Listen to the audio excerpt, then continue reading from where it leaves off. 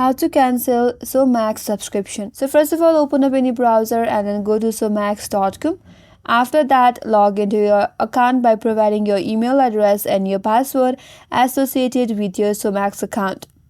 Now once you're logged in, click on your profile icon in the top right corner of the page, and from there select account from the drop down menu. Now in the account setting page, scroll down to subscription section and then click on cancel subscription or any similar option depending upon your reason.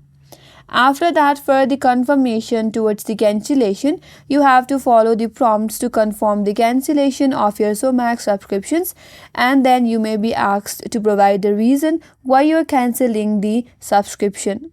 After the cancellation, you will receive a confirmation email from Showmax confirming the end of your subscriptions, and with that you will not have or you will no longer be subscribed to any Showmax. And that's all for today's video. Hope this video was helpful, and if you're new to our channel, consider subscribing. Thank you for watching and stay tuned for more videos.